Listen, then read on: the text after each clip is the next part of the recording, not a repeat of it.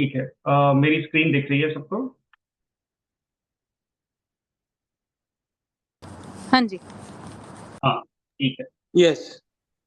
Okay, ठीक है, तो हम लोग मंगलाचरण से शुरू करते हैं।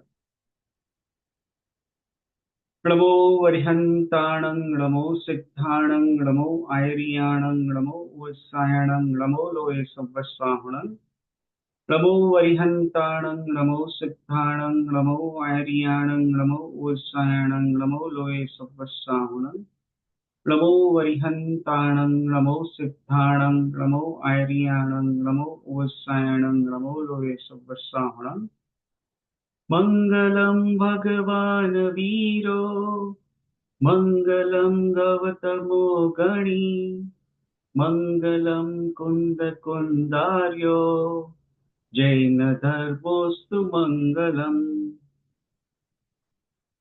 जय जितेंद्र सभी को। सो आई थिंक अभी अपने कॉल में मेरे मुझे इंक्लूड करते हुए कितने लोग हैं? एक दो तीन चार पाँच छः सात आठ नौ, अप्रोक्सीमेटली 9 लोग हैं। तो मुझे लगता है थोड़े लोग और शायद थोड़ी देर में ज्वाइन होंगे, और मुझे लगता है आज ये वीकेंड थोड़े लोग अवेलेबल नहीं है, तो मे बी अगले वीकेंड से शायद थोड़े लोग जोड़ेंगे।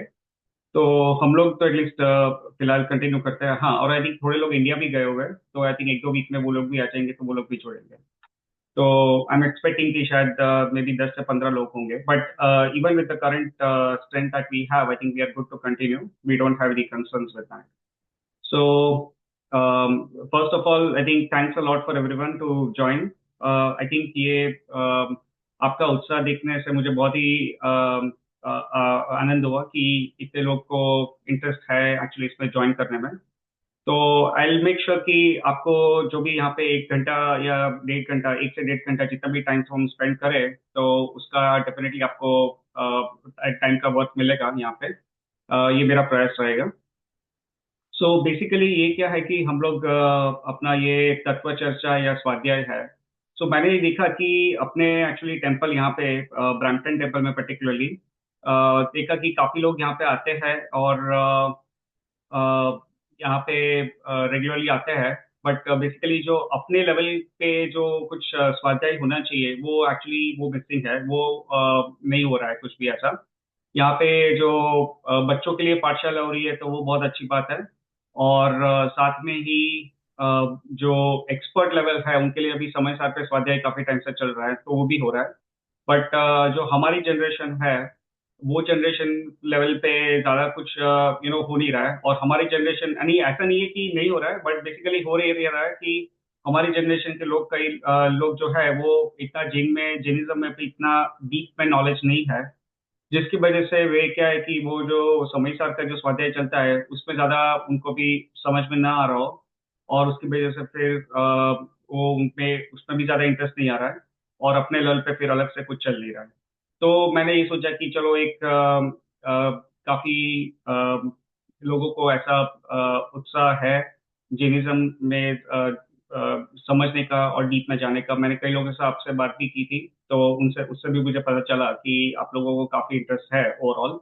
सो इसलिए मैंने सोचा कि चलो फिर let us start with this initiative, let us see how it goes. और अगर लोग जुड़ेंगे अगर रेगुलर बेसिस पे, तो फिर हम लोग और कंटिन्यू करेंगे और इसको और रोचक बनाएंगे।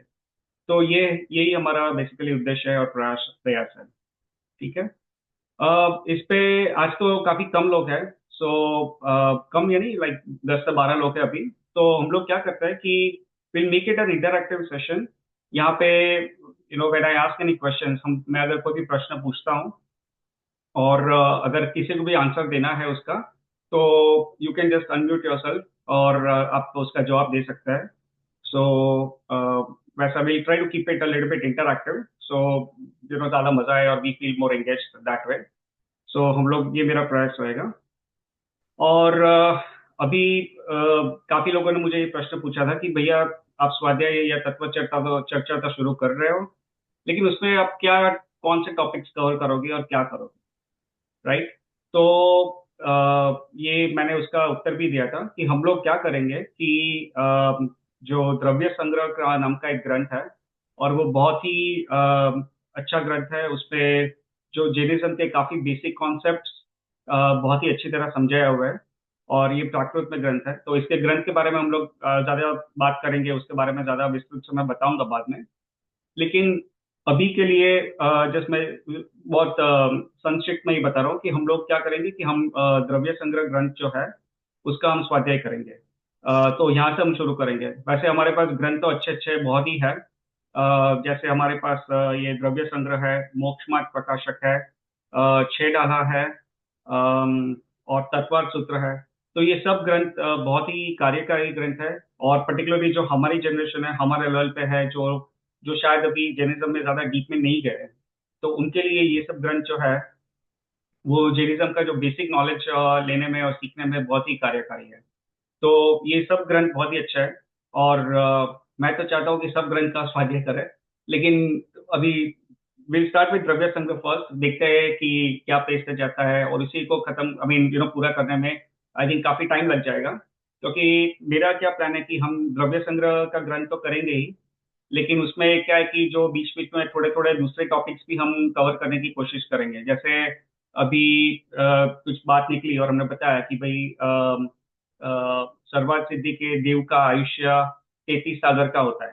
सपोज ऐसा मैंने ये कथन किया, तो अभी सर्वार्थ सिद्धि क्या है, अम, आयुष्य क्या है, 33 सागर यानी सागर क्या है, अभी ये सब शायद सबको पूरे ये सब कॉन्सेप्ट पता ना हो।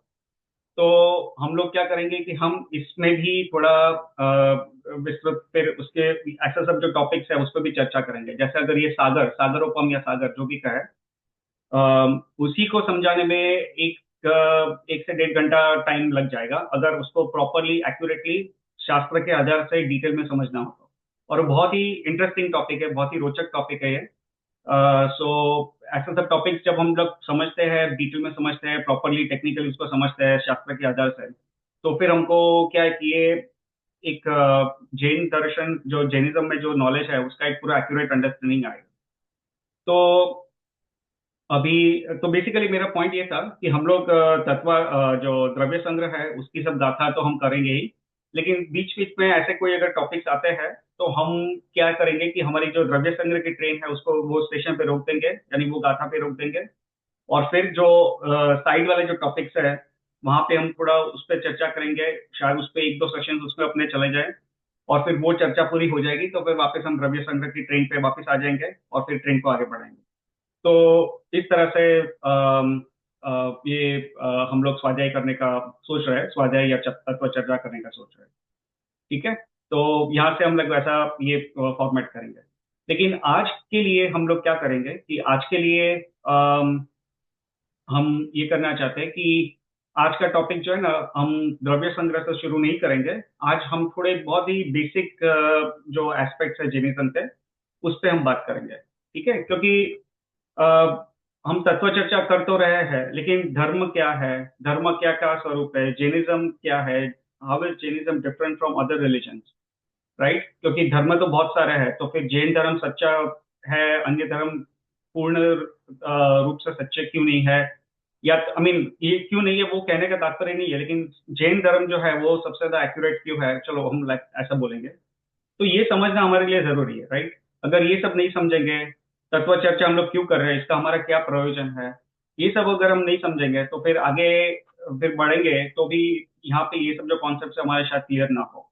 तो आज का जो आज की जो तत्व चर्चा है उस पे हमारा बेसिकली ये रहेगा कि हम पहले ये जो बेसिक कॉन्सेप्ट्स है उसको आज थोड़ा समझ लें, उस पे इसके बारे में हम आज थोड़ी चर्चा करेंगे। और फिर अगले वीक से मोस्ट प्रोबेबली अगले वीक से, या मीन जो अगला सेशन है उससे, या तो उसके बाद वाले सेशन से हम द्रव्य संग्रह शुरू करेंगे। ठीक है। तो ये हमारा प्लान रहेगा। तो अब तक जो भी मैंने बताया उसमें किसी को कोई क्वेश्चंस है, किसी को कोई पूछना है, कुछ भी पूछना है तो पूछ सकता है। अब ज्यादा कुछ बोला तो नहीं है, अभी जैसे बेसिक इंट्रोडक्शन दिया, फिर भी किसी को कुछ पूछना हो या कहना हो तो भी कह सकता है। Thanks, Kalpesh. I think we understand. I think this is good. आपने जो starting बताया, I think that would be better for us instead of directly going into the details. So I think thank okay. you. Okay, thank you. Alright.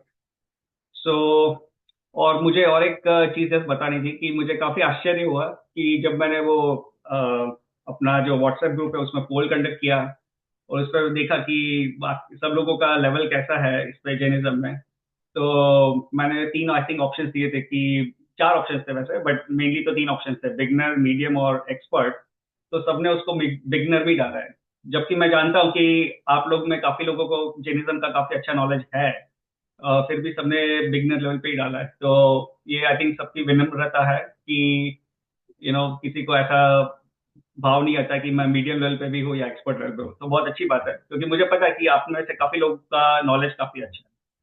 और दूसरी चीज मैं ये बताना चाहता हूँ कि मुझे क्या है कि इसमें थोड़ी मिक्स ऑडियंस हो सकती है। कई लोगों का लेवल काफी ऊपर भी हो, कई लोग बहुत आगे ऑलरेडी बहुत स्वाध्याय किए हो भूतकाल में, और जैनिज्म के बारे में काफी कुछ पता हो। ऐसे भी शायद ऑडियंस हो सकती है। और थोड़ी ऑडियंस ऐसी भी हो सकती है जो लाइक जैनिज्म में ज्यादा डिटेल में शायद अभी तक ना गए हो। ऑब्वियसली हम लोग मंदिर जाते हैं और ये सब क्रिया करते हैं, बट शायद हम लोग कभी जो शास्त्र के आधार से हमारी जो समझ हो वो शायद इतनी ज्यादा भी डीप डीप में ना हो, गहराई में ना हो। तो we may have a mix audience over here.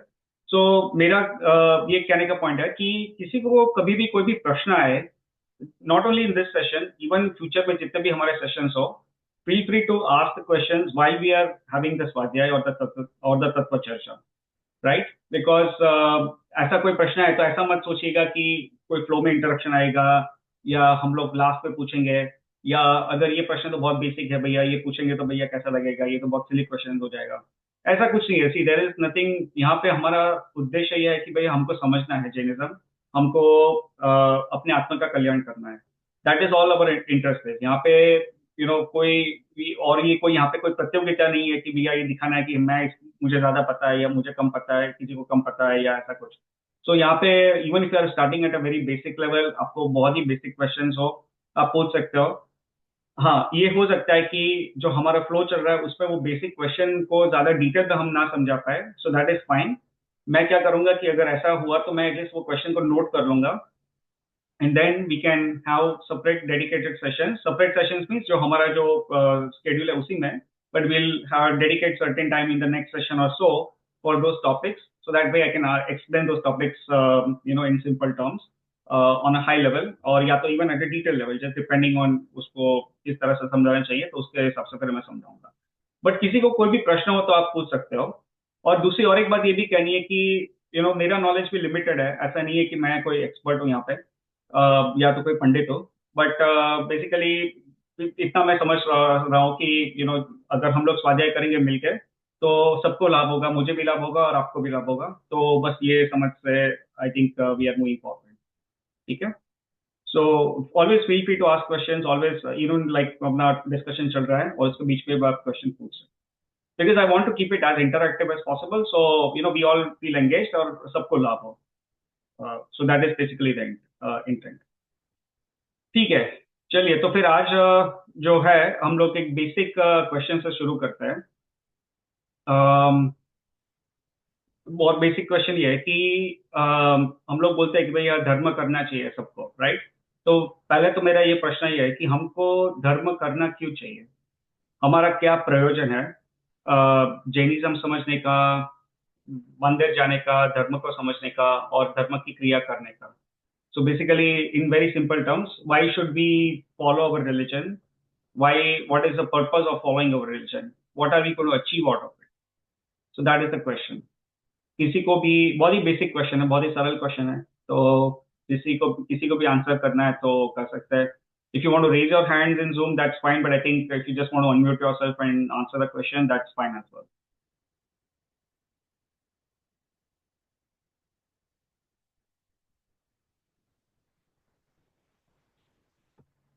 बहुत ही बेसिक क्वेश्चन है, कोई भी बोल सकता है।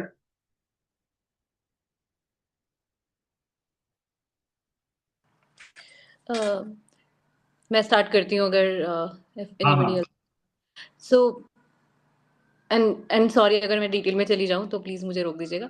जैसे हम लोग हम सबको एक्चुअली सुख ढूंढने की कोशिश कर रहे हैं अपनी लाइफ में। कि सुख कहाँ है, एंड देन हम हर एक्टिविटी करते हैं सुख के लिए, कि हमको सुख मिल जाए, इसमें इसमें हमें अच्छा लगेगा, इसमें हमें अच्छा लगेगा। सो एक्चुअली हम हर कोई सुख की खोज कर रहा है। और शायद हम धर्म मंदिर भी इसी स्टार्टिंग ऐसे ही करी होगी कि हम मंदिर जाएंगे तो हमें शांति मिलेगी, जिससे हमें थोड़ा सुख की। हाँ हाँ रियंका जी, आई थिंक आपने जो आंसर दिया बहुत अच्छा दिया और काफी एक्यूरेट है, सो क्योंकि अपने धर्म में बोलते हैं कि सबसे मेन है अपनी आत्मा का अनुभव। तो अपनी आत्मा के अनुभव की तरफ हम बढ़ रहे हैं, और उस पर्पस के लिए एक्चुअली अब हम सबको, मतलब वहां पर एक्चुअली हम बोलेंगे परमानेंट सुख की बात बोलते हैं। तो वो उस डायरेक्शन में है। इसके कारण हम हमारा पर्पस एक्चुअली शास्त्रों के हिसाब से बोलूंगी, अनुभव तो अभी नहीं हुआ है, पर ये एक रीजन है जिसके कारण पर्सनली ऑफ कोर्स मैंने भी स्टार्ट किया, घर से भी समझा, बट हाँ से कहीं ना कहीं लगा कि ये एक ड्राइविंग फैक्टर होता है, जिससे स्टार्ट किया कि ओके मंदिर जाते हैं शांति मिलती है, मंदिर जाते हैं अच्छा लगता है। फिर आगे आगे बढ़े, आगे आगे समझने की कोशिश करी, तो ये समझ में आया कि अच्छा अपना अंतरंग की बात हो रही है यहाँ पे, बाहर की बात ही नहीं हो रही है। तो I will start with that thought, and then I if anybody wants to add. नहीं, बहुत अच्छा आंसर रियंका जी, आपके लिए बहुत बहुत अनुमोदना, बहुत अच्छा आंसर दिया। किसी और को कुछ कहना है before I obviously answer it और add things on my side? किसी और को कुछ अगर कहना है तो कह सकते हैं।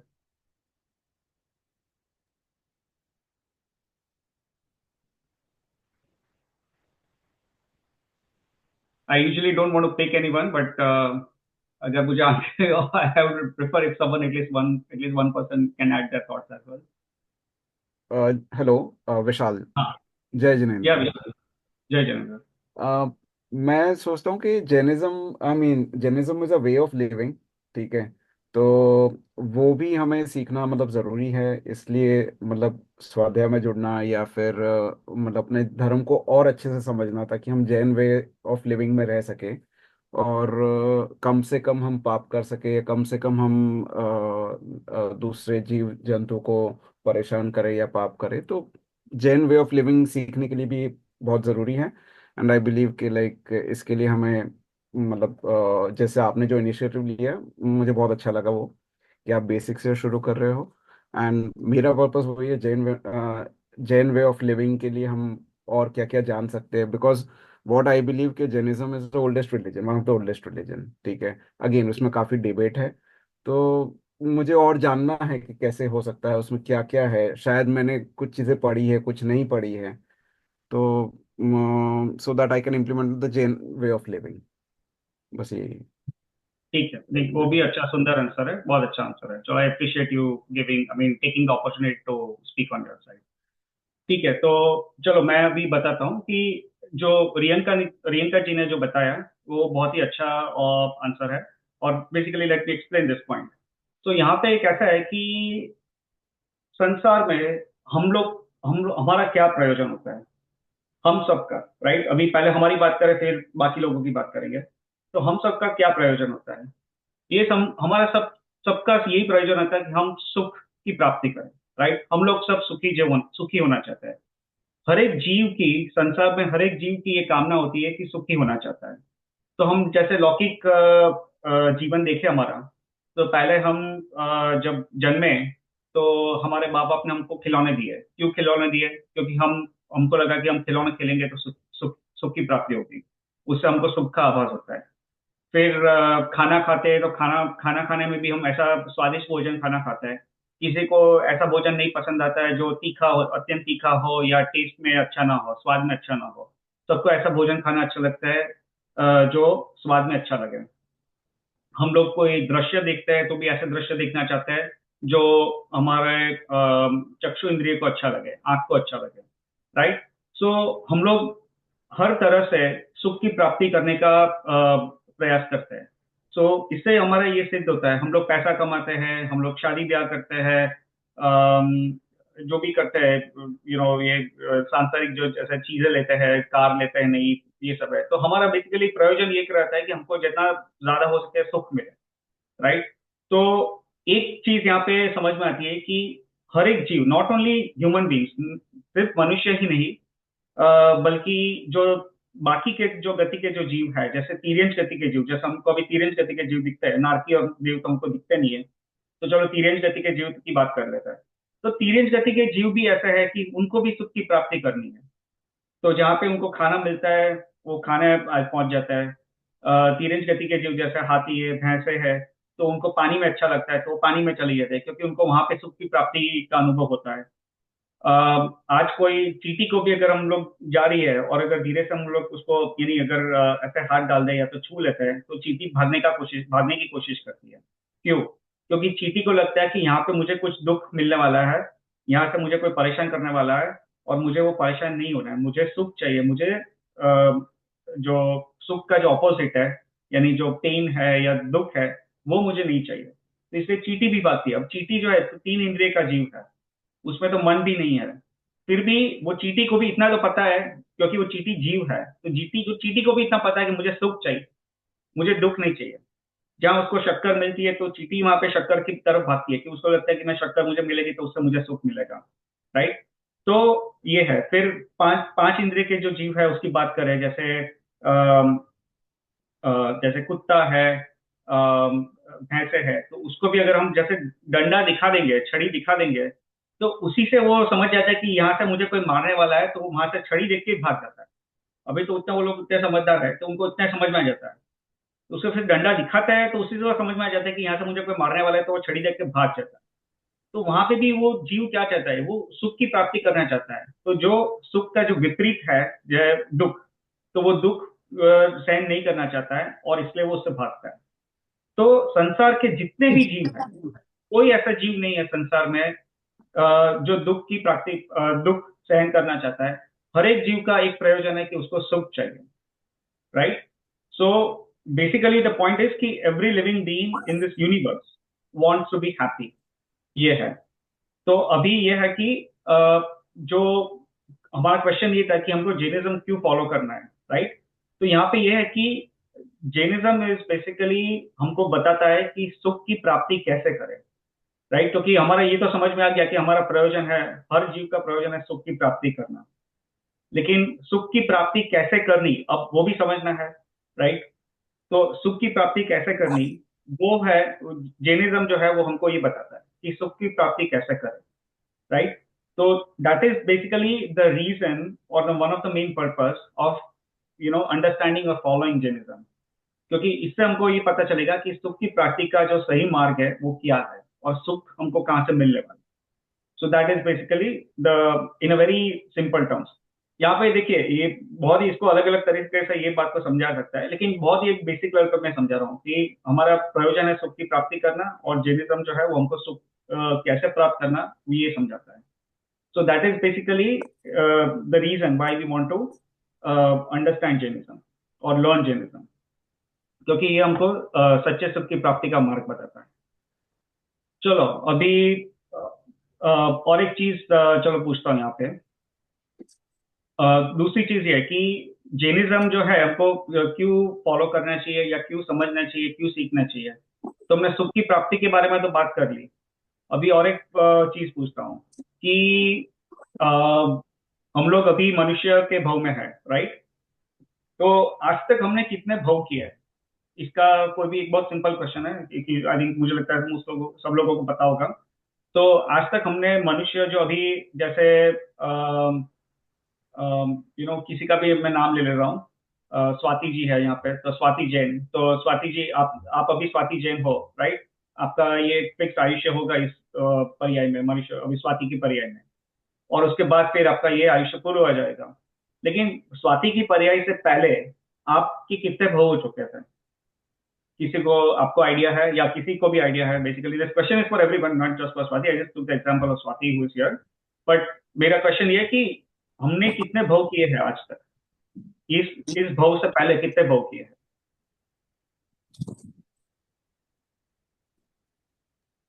84 lakh.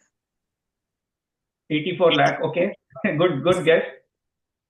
किसी किसी और को? अनंत भाव. Anant Bhav. Anant Bhav, हाँ maybe, yes. हाँ। सो ये जो है ना, आई थिंक आपका जो answer, I appreciate you giving the answer is 84 lakh because I can explain that. So यहाँ पे कैसा है कि हमने बहुत आज तक अनंत की है, अनंता अनंत. और वो अनंता अनंत क्या होता है, वो एक हमारी कल्पना से परे की चीज है. वो केवल ज्ञानी का एक्चुअली विषय है, क्योंकि उसको हम लोग कल्पना में भी नहीं ला सकते. लेकिन इतने सारे भव आज तक हमने किए हैं, क्योंकि हमारा जो, ऐसा नहीं हुआ कि आत्मा जो है, हमारा जीव जो है कहीं से टपक पड़ा या कहीं से उत्पन्न हुआ. जीव जो है वो अनादि है. और अनादि है यानी इसका कभी कोई शुरुआत ही नहीं है. ये this is all as per Jainism. और इसको तो हमारी शुरुआत ही नहीं है. तो हम लोग अनादिकाल से ये भव भ्रमण करता आ रहे हैं. पहले हम निगोद में थे, फिर जो नित्य निगोद में थे, नित्य निगोद से हम बाहर निकले, व्यवहार राशि में आए. और फिर उसमें भी अलग अलग इंद्रिया के जीव बने. एक इंद्रिय के जीव बने, दो इंद्रिय के जीव बने, तीन चार पांच संधि पंचेंद्रिय बने. फिर वहां से हम और इस बीच में हम लोग देव और मनुष्य में भी, सॉरी, देव और नरक में भी जाके आए. और ये सब करते रहे. तो हमारा जो अस्तित्व है वो अनादिकाल से है. और हमने अनंता अनंत भव किए हैं. अनंता अनंत भव means it's like infinite multiplied by infinite भी नहीं कह सकते उसको. Infinite is a English word, लेकिन जैनिज्म में तीन आता है: संख्यात, असंख्यात और अनंत. तो यहाँ पे असंख्यात भी नहीं, असंख्यात की भी बात नहीं कर रहे हैं हम लोग, अनंत की बात कर रहे हैं. तो अनंत अनंत भव आज तक हमने किया है. हमने अनंत पुद्गल परावर्तन किया है. अब पुद्गल परावर्तन क्या होता है, अगर नहीं पता तो कोई घबराना मत, उसको हम आराम से बाद में डिस्कस करेंगे. बट जस्ट किसी को अगर पता आइडिया हो तो, कि पुद्गल परावर्तन इटसेल्फ इज लाइक, उसमें बहुत लंबा काल होता है उसमें. और इस हमने तो अनंत पुद्गल का परावर्तन किया है. तो इतने सारे भव अनंत करके आए कि इसकी हम लोग कभी कल्पना नहीं कर सकते हैं. हमारे बुद्धि में नहीं बैठेगा, इतने भव हम लोग करके आए. अब आपने आंसर दिया कि 84 लाख, राइट. तो 84 लाख का भी एक नंबर आता है जैनिज्म में. तो 84 लाख क्या है, 84 लाख बोलते हैं वो क्या है बेसिकली. आई थिंक रियंका जी, शायद आपको पता होगा, रिसेंटली एक अपने स्वाध्याय में हमने सुना, आप शायद, आई डोंट नो सुना था या नहीं, बट किसी को भी पता है तो बोल सकते हैं 84 लाख का नंबर क्या इंडिकेट करता है.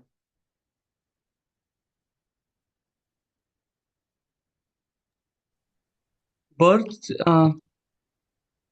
या फिर 84 lakh comes in Pratikaman, right? हाँ, प्रतिक्रमण में आता है, right. 84 lakh. I don't. Chorasi या lakh jeev, I think. Yeah, Yonia. Yonia, exactly. तो 84 लाख जो है उसको 84 लाख जीवा योनि, जीवा योनि कहते हैं. जीवा योनि यानी क्या, जीव के उत्पन्न होने के स्थान. तो बेसिकली अगर हम अपनी सिंपल लैंग्वेज में अगर समझना है, तो these are different species kind of. May not exactly match that way, but अगर सामान्य से अगर हमको समझना है, तो जीव के जो उत्पन्न होने के स्थान है उसको जीवा योनि कहते हैं. और जो हमारी अगर ये समझना, अगर बेसिक सिंपल लैंग्वेज में समझना है हमारे लिए, अगर स्थूल रूप से समझना है, तो उसको स्पीशीज कह सकते हैं. सो इतनी 84 लाख जीवा योनि है. जैसे कुत्ते की योनि है, मनुष्य की योनि है, गर्भज मनुष्य, समुच्चय मनुष्य, ये जो कुमनुष्य होते हैं, कुबो भूमि के मनुष्य है. ये सब जो अलग अलग जीवा योनि है, राइट. और तीरेंश में भी इतने सारे तीरेंश है जो है, तो वो सब भी अलग अलग जीवा योनि है. तो 84 लाख जीवा योनि है. तो ये जैसे एक कॉन्सेप्ट क्लियर करने के लिए बता रहा हूँ कि कई लोग, हम लोग मानते हैं कि हमने 84 लाख भव किया है. तो नहीं, वैसा नहीं है. हम लोग 84 लाख जीवा योनि में उत्पन्न हो चुके हैं ऑलरेडी, क्योंकि हमने अनंत अनंत भव किए. तो ये 84 लाख जीवा योनि में, एक एक योनि में हम लोग अनंत बार जा चुके हैं. शास्त्र तो ये कहता है, राइट. तो ये है. तो अभी हमारा पॉइंट ये था कि हम लोग संसार में इतना परिभ्रमण कर चुके हैं ऑलरेडी. इतने अनादिकाल से हम लोग सिर्फ घूमते आए हुए, घूमते आए घूमते आए, एक गति में गए, जन्म लिया, उस गति का आयुष्य पूरा किया, उस गति में पहले तो दुख भोगे, आयुष्य पूरा किया, और फिर हमने वो आयुष्य पूरा करके फिर हम दूसरी गति पे गए या दूसरे भव में गए. वहां पे फिर वो उस भव का आयुष्य पूरा किया, फिर वहां पे तीसरे भव में गए. तो ऐसे करते करते करते करते हमारे अनंत अनंत भव बीत चुके हैं ऑलरेडी, सबके, सिर्फ किसी एक के नहीं, सबके. तो शास्त्र ये कहता है, ये जिनवाणी में केवल ज्ञानी के ज्ञान में ये सब आया हुआ है. तो ये अभी इतना हम लोग घूम फिर के, हम लोग को फिर भी हमको ये महसूस नहीं होता कि हम लोग थक चुके हैं अभी घूम फिर के. इतने दुख दुख भोगे हैं, हर एक जीवा योनि में, हर एक भाव में इतने दुख भोगे हैं, फिर भी हमको अभी ये एहसास नहीं हो पा रहा है, क्योंकि हमको अभी ये पिछले भाव का स्मरण नहीं है। अगर होता तो शायद इससे शायद हमको लाभ होता, लेकिन वो स्मरण होता तो भी ऐसा नहीं कि काम हो जाता। स्मरण होने के साथ हमारा ज्ञान भी सम्यक होना चाहिए, तो ही ये सब चीजें समझ में आएगी, वरना वो तीसरे भाव का समझ आने से भी और हमारे राग और द्वेष और बढ़ेंगे, कम नहीं होंगे। So anyway, coming back to the point, तो हम लोग इतने भाव कर चुके हैं और इतने भाव में अनंत भार, अनंत दुख भुगत चुके हैं। तो अभी हमारा ये प्रयोजन है कि हमारा जो पहले का पॉइंट था कि हमको पाना है सुख, तो सुख जो है वो कोई पर्टिकुलर भाव में या पर्याय में नहीं मिलता है, राइट? क्योंकि अगर सुख हमारे लौकिक जीवन में या संसार में होता, तो हमारे भगवान भी यही बोलते हैं कि भैया तुम पुण्य करो, पुण्य कमाओ और पुण्य कमाओ, और फिर और पुण्य से अपना जब पुण्य भोगोगे तो उसको सुख, उससे सुख मिल जाएगा तुमको। तो भगवान ऐसा बोलते हैं। भगवान नहीं बोलते कि भैया मोक्ष में जाओ या मोक्ष में जाने का प्रयत्न करो, भगवान ऐसा नहीं बोलते। लेकिन भगवान ने ऐसा नहीं कहा है। भगवान ने कहा है कि संसार में सुख नहीं है। और जो आप में से जिसने छह ढाला का जो स्वाध्याय किया होगा या छह ढाला पढ़ी होगी, तो उसमें जो पहला ढाल है उसमें पंडित दौलत राम जी ने भी यही समझाया है कि जो पहला ढाल है उसमें चारों गतियों के दुख का वर्णन है। चारों गतियों के, क्योंकि चार गतियां चार है, राइट? मनुष्य गति, तिर्यंश गति, नरक गति और देव गति, ये चार गतियां हैं। तो जो संसारी जीव है ये चारों गति में से कोई एक गति में उसकी पर्याय होगी, राइट? क्योंकि चारों गति के बाहर जीव रहना, कोई ऐसी और कोई गति नहीं है संसारी जीव के लिए। मुक्त जीव के लिए वो चारों गतों के बाहर रहते हैं, वो मोक्ष में रहते हैं, सिद्धशला में रहते हैं। लेकिन जो संसारी जीव है ये चारों गति में से कोई एक गति में ही रहेंगे। चारों गतियां है, और उसका अगर हम ज्यादा विस्तृत करें तो फिर वो 84 लाख जीवा यूनिट हो जाती है, 84 लाख जीवा यूनिट हो जाती है। तो बेसिकली संसारी जीव चारों गतियों में से कोई भी एक गति में रहेगा at any point of time, except कि वो विग्रह गति। विग्रह गति बेसिकली जब एक गति में मृत्यु हो जाती है और जीव ट्रैवल करके दूसरी गति में जब जन्म लेना वाला होता है, तो उसके बीच का जो काल होता है उसको हम विग्रह गति बोलते हैं। तो वो विग्रह गति इज डिफरेंट, और उसका बहुत काल बहुत अल्प होता है, मैक्सिमम 4 समय होता है। अभी ये सब चीजें जो अगर ना समझ में आए तो फिर घबराना मत। ये बहुत, मैं थोड़ा अभी हाई लेवल पे जा रहा हूँ, बट इसको बहुत हम बेसिक लेवल पे फिर समझेंगे बाद में। बट कहने का पॉइंट ये है कि हम लोग चारों गतियों में से कोई भी एक गति में रहेंगे। और छह ढाला में पहले ही ढाल में, पहले ही चैप्टर में ये समझाया है कि चारों गतियों में से कोई भी गति में सुख नहीं है, कोई भी गति में। फिर चलो आप बोलोगे कि ठीक है, नरक गति में तो बहुत दुख है, ऐसा तो मैंने सुना है, तो चलो ये मान लेता हूँ। तिर्यंश गति के दुख भी मुझे दिखते हैं, क्योंकि इंडिया में जाओगे तो स्ट्रीट डॉग्स है तो दिखते हैं कि वो ऐसे बैठे रहते हैं, उनको ठंड लगती है, उनके बच्चे ऐसे रोड क्रॉस करते हैं और गाड़ी के नीचे कुचल के मर जाता है, तब उनको दुख होता है। उनको वक्त पे तिर्यंश गति में कभी ऐसा तो नहीं है, हमारे मनुष्य गति में तो हमारे घर किचन है, तो चलो कभी खाने का इच्छा हुई तो हम लोग किचन में जाके कुछ खाना बना लिया, ग्रोसरीज लेके आ गए, या तो उबर पे ऑर्डर कर दिया, उबर ईट्स पे, या तो कुछ भी करके तो खाने का हमारी व्यवस्था हो जाती है। लेकिन तिर्यंश गति में तो ऐसा नहीं है। तिर्यंश गति में ऐसे जीव है जो 3-4 दिन तक कुछ नहीं खाते हैं, और फिर कुछ सड़ा सा कुछ मिल जाता है, उससे अपना काम चला रहता है। ऐसा भी होता है। तो तिर्यंश गति में तो दुख है, अब आप सोचोगे तो आपको ही समझ में आ जाएगा, उसमें मुझे बताने की जरूरत भी नहीं है। अब समझ, चलो रह गई मनुष्य गति और देव गति। तो मनुष्य गति में क्या दुख है? अभी मैं ये प्रश्न आपको पूछता हूँ कि आप इतने लोग हैं, राइट? अभी काफी well to do financially, most of us, I think I am pretty sure all of us are well to do financially. तो आपको लगता है कि आपके कोई जीवन में कोई दुख है, या आपको लगता है कि आपके जीवन में कोई दुख नहीं है, सब अच्छी तरह से चल रहा है? किसी को, आपका क्या अभिप्राय है इस बारे में?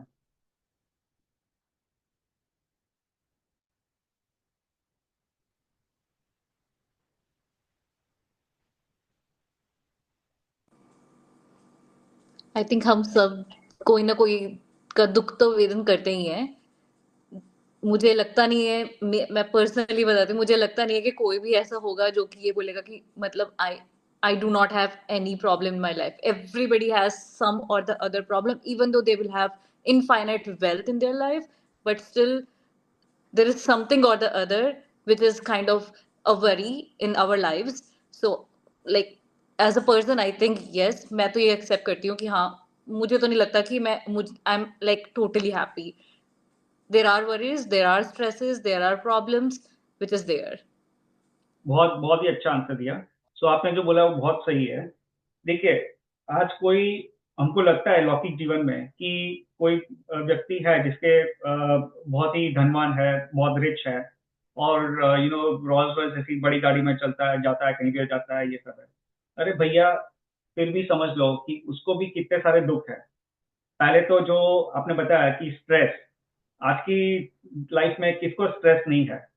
जो पैसे वाला है उसको भी स्ट्रेस है, जो कम पैसे वाला है उसको भी स्ट्रेस है। जो कम पैसे वाला है उसको ये स्ट्रेस है कि भैया मेरे पास पैसे ज्यादा कैसे। जिसके पास पैसे ज्यादा है उसको ये दुख है कि भैया मेरे पास इतने पैसे हैं लेकिन मैं नंबर 1 रिचेस्ट पर्सन नहीं हूँ। अभी मेरा थोड़े टाइम पहले मैं नंबर 3 पे था और मैं भी नंबर 3 पे ही हूँ, और जबकि ये जो नंबर 7 पे था वो अभी नंबर 1 पे चला गया है। फिर जो इतना बड़ा बिजनेस एम्पायर है उसको चलाने का स्ट्रेस। फिर चलो ये सब तो लौकिक जीवन की बात कर ली, हमारे शरीर की बात कर लो। आज कोई ऐसा मनुष्य है जिसकी मृत्यु नहीं होने वाली है? आज कोई ऐसा मनुष्य है जिसको कभी बीमार नहीं पड़ने वाला है? आज कोई ऐसा मनुष्य है जिसको बुखार नहीं आने वाला है? राइट? कोरोना वायरस जब आया था तो काफी सारे सेलिब्रिटीज थे, जो बड़े बड़े लोग हैं, वैसे भी है जो है, उनको भी कोरोना वायरस हुआ था। किसी को जैसे ओबामा को ऐसे शायद 2 बार हुआ था, बाइडेन को 2 या 3 बार हो चुका है। ये तो प्रेसिडेंट है, president of the United state, उनके आजू बाजू इतने सारे लोग थे, तो उनको यानी हर तरह से हेल्प करने के लिए खड़े रहते हैं। एयरफोर्स 1 जैसा प्लेन है उनके पास, यानी कहीं भी जाना हो तो पूरा का पूरा प्लेन उनके साथ लेके जाते हैं। अब इतने पैसे वाले लोग को भी कोरोना वायरस जैसे एक छोटे से वायरस ने उसको छोड़ा नहीं। राइट? तो इसका हम लोग बहुत ही विस्तृत से हम लोग यानी घंटों तक इस तरह से ऐसे उदाहरण दे सकते हैं, बात समझ कर सकते हैं। फिर हमारे स्वजन का वियोग का दुख। राइट? हमारे पेरेंट्स जो है, किसी ना किसी दिन उनका भी आयुष्य पूरा होगा, तो जब उनका वियोग होगा तो शायद उसका भी दुख होगा। हमारे बच्चों जो है, उनकी जब इच्छा कोई पूरी नहीं होगी, उनको भी कहीं ना कहीं चोट लगेगी कि चलते तो उसका दुख होगा। तो कोई ना कोई रूप से, भले हम लोग ऐसा सोचते हैं कि अरे मेरे लाइफ में क्या प्रॉब्लम है, तो बस सुखी हूँ, लेकिन जब हम इसका सूक्ष्म रूप से अगर विचार करें तो हम कहीं ना कहीं दुखी है। राइट?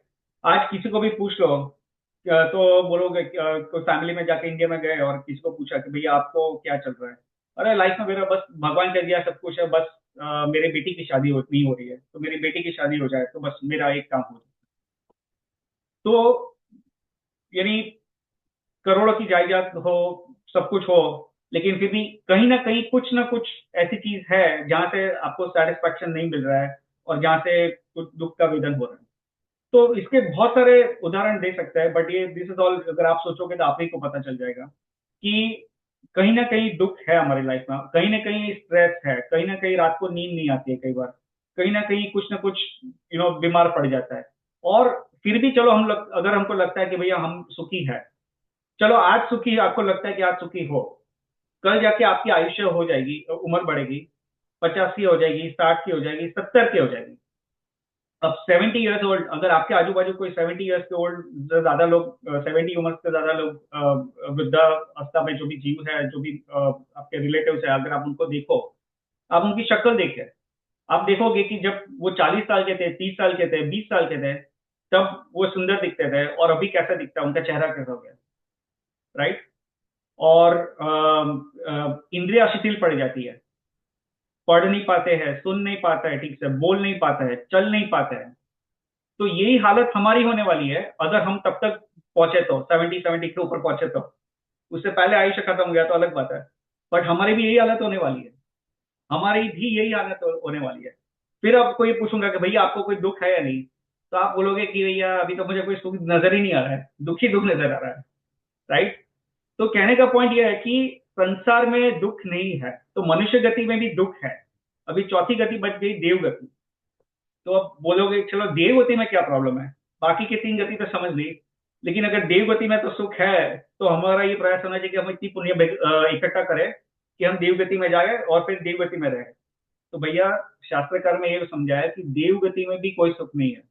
देव गति में इंद्रियों का थोड़ा सुख है, बट ओवरऑल तो दुख ही है वहां पे, क्योंकि पहले तो देवगति का भी आयुष्य फिक्स्ड है। ऐसा नहीं है कि देवगति में अगर गए तो परमानेंटली रहोगे। देव का भोग मिल भी गया तो अल्टीमेटली वहां से भी निकलना पड़ेगा किससे से। और ये भी मैं ज्यादा डिटेल में नहीं जा रहा हूँ, लेकिन जो ऐसे जो काफी सारे जो देव है वो अल्टीमेटली एक इंद्रिय में जाते हैं, एक इंद्रिय में, सीधा देव गति से सीधा एक इंद्रिय में। ऐसे काफी सारे देव है जो सीधे एक देव गति में से सीधा एक इंद्रिय के जीव में जाता है, तिर्यंच गति में, बट एक इंद्रिय के जीव में जाता है। तो पहले तो फिर वहां से सीधा एक इंद्रिय में जाओगे तो एक इंद्रिय में क्या सुख जैसा कुछ बचेगा ही नहीं। और दूसरा है कि देव गति में भी जो सुख मिलता है लेकिन उसमें ईर्ष्या है, उसमें ये सब ईर्ष्या है और ये सब जो कषाय है वहां पे भी रहता है, उसमें भी आकुलता व्याकुलता रहती है, राइट। हमारे लिए चलो शारीरिक सुख में है भी देवगति में, तो भी आकुलता व्याकुलता तो रहने ही वाली है। तो अल्टीमेटली ऐसा वो स्टेज नहीं आएगा कि यहाँ पे हमको लगेगा कि अरे यार देवगति में तो मैं सुख हूँ, यहाँ पे मुझे कोई प्रॉब्लम नहीं है। वो देवगति में भी वहां के जो दुख है वो अलग है, शायद मैं अभी ज्यादा डिटेल में नहीं जा रहा हूँ, बट वहां पे भी अल्टीमेटली दुख है। शास्त्रकार ने, भगवान ने, केवल ज्ञानी ने यही समझा है। तो अल्टीमेटली संसार में कोई चारों गति में ऐसा कोई परमानेंट सुख भी नहीं है, और जो सुख होता है वो हमारा इंद्रिय का सुख है। जो अतीन्द्रिय सुख है वो नहीं है वहां पे। इंद्रिय का सुख है यानी कि इंद्रिय के थ्रू इंद्रिय को जो अच्छा लगता है उसको हम सुख मानते हैं, लेकिन वो एक्चुअली जो है वो सुख नहीं है। सो कहने का पॉइंट ये है कि हमारा प्रश्न ये चल रहा था, टॉपिक ये चल रहा था कि हमको धर्म क्यों करना चाहिए, राइट, जैनिज्म क्यों फॉलो करना चाहिए। तो हमारा ये पॉइंट ये चल रहा था कि जो हमारा प्रयोजन है कि सुख की प्राप्ति करना, लेकिन संसार में सुख है ही नहीं। तो ये जो बात है और ये जो चीजें है वो हमको धर्म ही समझा सकता है, जैन धर्म अपना जो है वही समझा सकता है। अगर साइंस की बुक में जाओ या और कोई जो भी अपना स्कूल में जो भी करिकुलम है वो पढ़ो, उसमें ये सब बातें नहीं आती है, राइट। और इसलिए नहीं आती है क्योंकि उनको ये सब चीज का नॉलेज ही नहीं है।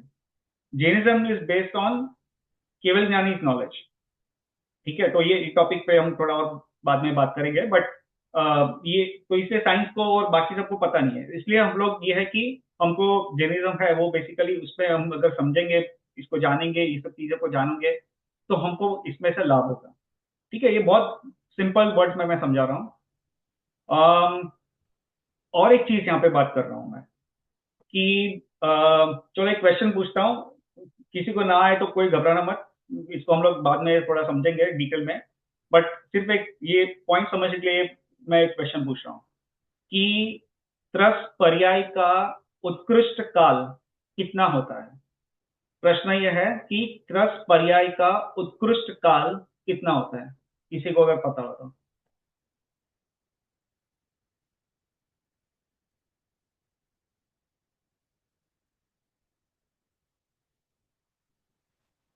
Is it किसी को 10,000 Koda Kodi?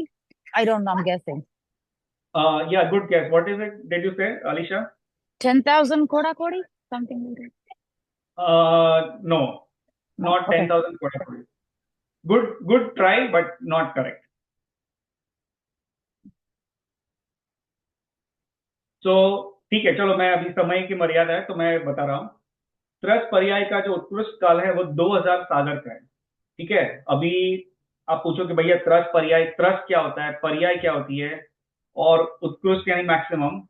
तो त्रस पर्याय का उत्कृष्ट काल का उसका मतलब क्या होता है, पहले तो ये क्वेश्चन समझ ले फिर उसका आंसर समझेंगे। तो क्वेश्चन इसका ये, उसका मतलब ये होता है, ये प्रश्न जो है उसका मतलब ये होता है कि त्रस पर्याय यानी जो एक इंद्रिय का जीव होता है उसको हम स्थावर जीव बोलते हैं, और बाकी के जो 2 इंद्रिय से 5 इंद्रिय के जीव जो है उसको हम त्रस जीव बोलते हैं, ठीक है। तो इंद्रिय 5 होती है, राइट।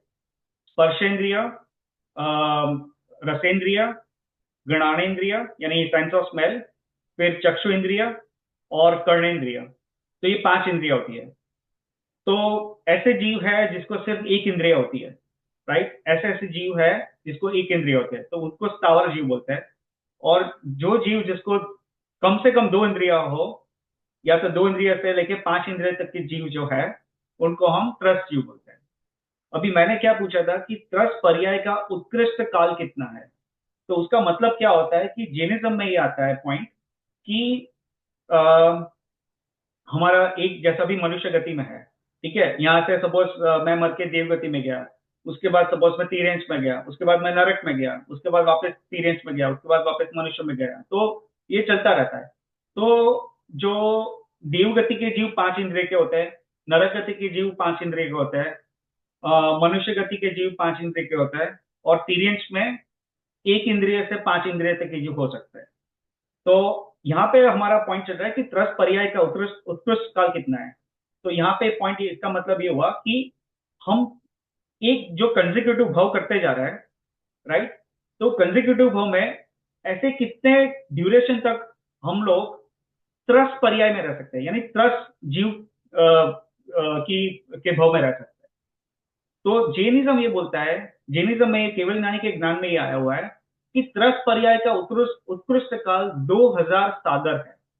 यानी इसका मतलब ये हुआ कि हम लोग त्रस पर्याय में सिर्फ 2000 सागर तक कंटिन्यूसली रह सकते हैं। उसके बाद जब 2000 सागर का काल पूरा हो जाता है, तो हम नियम से, अगर तब तक हमने मोक्ष की प्राप्ति नहीं की, तो हम नियम से 1 इंद्रिय में जाएंगे वापस, नियम से, गारंटेड, इट्स अ रूल। तो यहाँ पे हमारा पॉइंट चल रहा था कि हम जैनिज्म क्यों पढ़े। तो मैं इस संदर्भ में इसके बारे में ये बात करना चाहता हूँ कि हम नियम से 1 इंद्रिय में चले जाएंगे 2000 सागर के बाद। त्रस पर्याय का जो उत्कृष्ट काल खत्म हो जाता है और तब तक हमने अगर मोक्ष की प्राप्ति नहीं की, तो हम नियम से 1 इंद्रिय में जाएंगे, नियम से। 1 इंद्रिय के जीव में जो उसका दुख का वर्णन है, वो सब अलग चीज है। अभी हम लोग उसके बारे में टॉपिक में नहीं जा रहे हैं क्योंकि हमारे पास टाइम नहीं है। बट 1 इंद्रिय is not where you want to be, इतना मैं समझा सकता हूँ आपको। And आपको 1 इंद्रिय नहीं बनना है, and ठीक what है। is Sagar? हाँ, अच्छा, Sagar Sagar, is the unit yes of time? Yes, very good Okay. Question, sorry मैं ये आपको बताना भूल गया। सागर इज अ यूनिट। तो सागर है ना, इसका हम लोग एक टॉपिक अलग से लेंगे, इस पर पूरा सागर का मैं बहुत ही डिटेल में बताऊंगा, तो आपके पूरे कॉन्सेप्ट क्लियर हो जाएंगे। But to make it very simple, sagar can actually be a unit of time. Sagar, जिसको हम सागरोपम भी कहते हैं, सागर, सागरोपम, इसका अगर हम संधि विच्छेद करें तो सागर और उपम, उपम इज उपमा, तो जिसको सागर की उपमा दी गई है उसको हम सागरोपम बोलते हैं। तो sagaropam is basically it's a unit of time as well as a unit of number. Mostly सबको ऐसा लगता है कि sagar is just a unit of time, but it can actually be also unit of number, ठीक है। तो उसका हम जब उसका सागर को हम पूरा डिटेल में समझेंगे तो मैं इसको समझाऊंगा और बताऊंगा कि इसको it's a unit of time और it can also be used as a unit of number. But यहाँ पे जो हम बात कर रहे हैं, वहां पे वी आर ट्रीटिंग सागर और sagaropam as a unit of time. तो सागर इज बेसिकली 10 कोड़ा कोड़ी पल्योपम। कोड़ा कोड़ी इज, कोड़ा इज करोड़, तो 10 करोड़ इंटू 10 करोड़ पल्योपम इज 1 सागरोपम। अब पल्योपम क्या होता है? It's a very very very huge unit of time. There is infinite, जिसमें फाइनाइट नंबर्स नहीं है, it's there is an infinite duration है उसमें। अभी वो इनफाइनाइट कैसे डिफाइन होता है, उसको कैसे हम समझ सकते हैं, ये उसका मैंने बताया कि हम एक पूरा एक सेशन लेंगे जिसमें हम पल्योपम और सागरोपम को पूरा डिटेल में समझेंगे। बट फिलहाल के लिए बस इतना समझ लीजिए कि सागरोपम और sagar is a unit of time, it's a very very very very very very very huge unit of time. इसको जब हम समझेंगे ना तो हमारा दिमाग हिल जाएगा जब डिटेल में समझेंगे कि सागरोपम को हम कैसे मेजर करें। उसमें भी 3 सागर होते हैं, एक अद्धा सागर, एक व्यवहार सागर, अद्धा सागर, और एक होता है। तो वो पूरा हम लोग डिटेल में समझेंगे तो तब समझ में आ जाएगा। बट फिलहाल के बस इतना समझ लिए कि सागर को is a unit of time, it's a very very very huge amount of time, जिसको हम कल्पना में हमको लेना बहुत मुश्किल है ऐसा टाइम। तो यहाँ पे बोल रहा हूँ कि जो त्रस पर्याय का जो काल है, यानी जो maximum duration during which we can exist as a त्रस जीव ड्यूरिंग आवर कंसेक्यूटिव भाव्स इज 2000 सागर, यानी 2000 सागर तक हम त्रस पर्याय में रह सकते हैं। अगर 2000 सागर में हमने अगर मोक्ष की प्राप्ति नहीं की तो हम नियम से 1 इंद्रिय में चले जाएंगे। और प्रॉब्लम कल्पेश क्या भाई, है? ये एक इंद्रिय है या निगोद है? 1 इंद्रिय। निगोद जाना जरूरी नहीं है, क्योंकि निगोद के जीव भी 1 इंद्रिय जीव है, लेकिन सब 1 इंद्रिय के जीव निगोद के जीव नहीं। अच्छा, देखिए 1 इंद्रिय में, देखिए जो निगोद है वो साधारण, उसको साधारण जीव भी बोलते हैं, साधारण वनस्पति बोलते हैं, राइट। जैसे 1 इंद्रिय के जीव का अगर आप एग्जांपल ले, जैसे वनस्पति काय है, जैसे ग्रास है, ये फूल है, फल है, ये सब जो है उसमें 1 इंद्रिय के जीव रहते हैं, लेकिन वे सब निगोद के जीव नहीं। और जो साधारण वनस्पति है, जैसे आलू है, जमीकंद है, अपना तो ये जो सब जो निगोद है वो निगोद के जीव है। निगोद के जीव भी एक इंद्रिय होते हैं, लेकिन निगोद और निगोद भी एक इंद्रिय के जीव है, और बाकी के जो जीव है जो निगोद एक इंद्रिय के जीव है, जो निगोद के जीव नहीं है वो भी एक इंद्रिय के जीव है। तो इसमें फर्क क्या रहता है कि निगोद के जीव है वो क्या है, उनका दे शेयर देयर बॉडी, एक ही शरीर में अनंत जीव रहता है, राइट। लेकिन जो बाकी के जो उसको साधारण बोलता है, और उसका ऑपोजिट क्या होता है, वो वर्ड में भूल गया, प्रत्येक, हाँ, साधारण वनस्पति और प्रत्येक वनस्पति ये बोलते हैं, राइट। तो प्रत्येक वनस्पति के जो जीव है वो भी एक इंद्रिय के है, लेकिन उसमें क्या है कि एक जीव का एक बॉडी है, एक जीव का एक काय है। लेकिन साधारण जो वनस्पति है उसमें जो ये निगोद के जीव होते हैं वो दे शेयर दैट बॉडी, यानी उसको बोलते हैं हम अनंत काय बोलते हैं, क्योंकि एक शरीर में अनंत जीव रहता है, तो इसके लिए हम उसको अनंत काय बोलते हैं, ठीक है। तो anyway this is not our topic, तो ये क्वेश्चन है तो मैंने जस्ट एक बहुत हाई लेवल तक को बता दिया, but I am just coming back to the topic. तो हमारा पॉइंट ये है कि त्रस पर्याय का काल जो है वो 2000 सागरोपम का है। तो 2000 सागरोपम में अगर हमने अपना कल्याण नहीं किया, अगर हमने मोक्ष की प्राप्ति नहीं की, तो हम एक इंद्रिय में वापस चले जाएंगे।